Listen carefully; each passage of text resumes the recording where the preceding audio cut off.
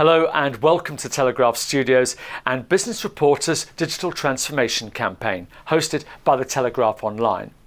I'm Alastair Greener and today I'm talking to Maurice Wilkins from Yokogawa.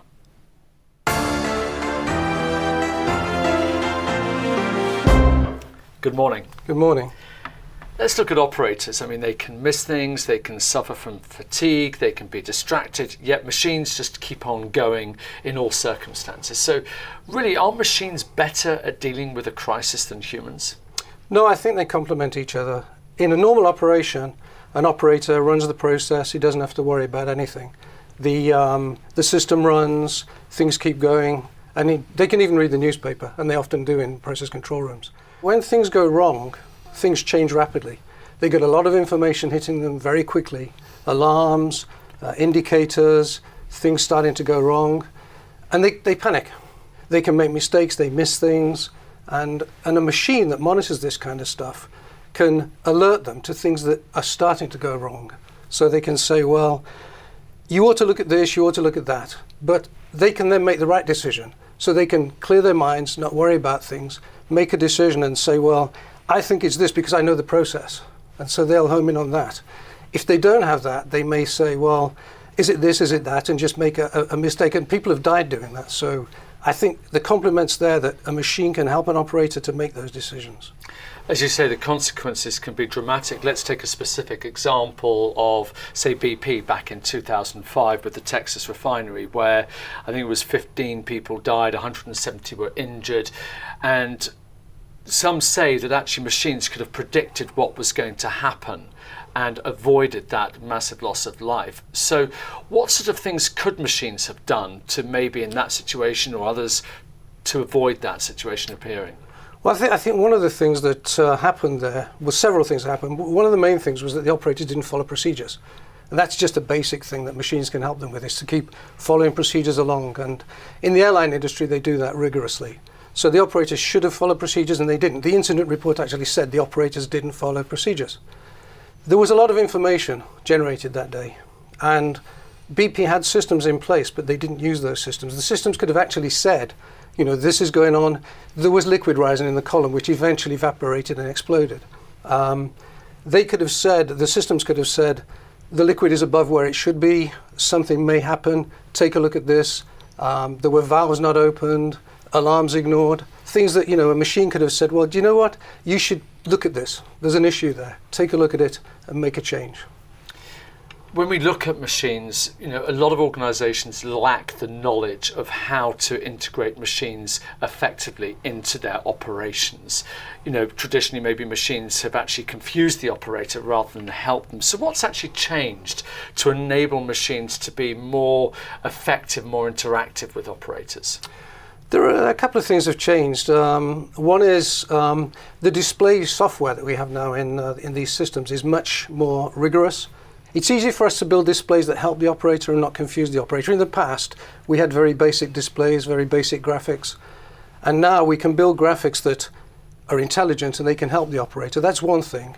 The other thing now is, even back in the time of BP, the systems weren't intelligent enough or sophisticated enough to do things like pattern recognition, to see the data coming in and say, you know, it's going in this direction, so the operator, I can give you some help there. So those things have changed in a way that they now can help the operator much more than they could in, you know, even 10 years ago. You talked there about displays, and I know you run workshops and things to help them, operators actually understand these displays. Tell us more about that. We have a program called Advanced Decision Support, and with the Advanced Decision Support, the first thing we have to do is convince decision makers that operators do get confused.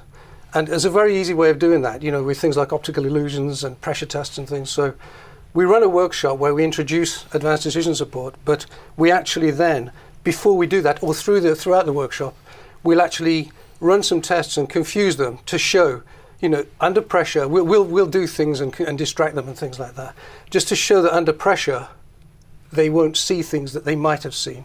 And then we'll lead into the actual Advanced Decision Support itself and show them how it can help them to avoid these issues. Now, machines obviously are only as good as the programming in the first place, which of course is done by humans. So how can you be sure that that's actually done in a way where machines are effective in a crisis? each process is different. So we have to actually go into the process, interview operators, and analyze what could potentially go wrong. And you hope that if anything does go wrong, that you've identified what that thing was and what it, that you've got something in place that could do it. Then you need to train the systems that they can say, well, this is something we're familiar with, this is something that's not familiar, that maybe we're heading in that direction, so operator, take a look at it. So yeah, that's a way that we can help them to make things better. The use of machines in industry is changing rapidly. We're seeing now unmanned machines in hostile environments like the desert and so on. So give us a bit of a glimpse into the future. What are we going to see in the next 10 to 15 years in this discussion between machines and humans? Well, I think one thing we're going to be seeing is moving operators completely out of the process. Some of our customers want to move operators out of the process. In fact, one of the things I talk about when I do lectures on this is, would you get on an aeroplane without the pilot? Because that's possible. We can run aeroplanes now. In fact, with drones and things like this, we can pilot planes. We can even do that with the big planes. They take off, and I think within seconds of leaving the runway, they're on remote and automatic. However, when you get onto a plane, you want to see a pilot sitting in the pilot's seat. Even these days that the doors are locked, you want to see a pilot in there. They're not necessary. And it's the same with process operations, that if we were to say out in the world, there's no operator involved with this process, I think we'd start to get people worried who live near these kinds of systems. But I think, the idea of having a human in the loop is always going to be there. But I think the machines will get more and more sophisticated, that they can give them more and more assistance, to the point where the operator is really only there, as in an aeroplane, to tell the machines what to do when they need to get done, so when they need to be maintained and things like that. So I think in the future we'll see more remote vehicles, remote drones, this kind of stuff, running and photographing units, going into units, or robots. We already know of some companies using robots in the field. So I think more and more the operator will be remote, and the machines will be doing more and more of the work.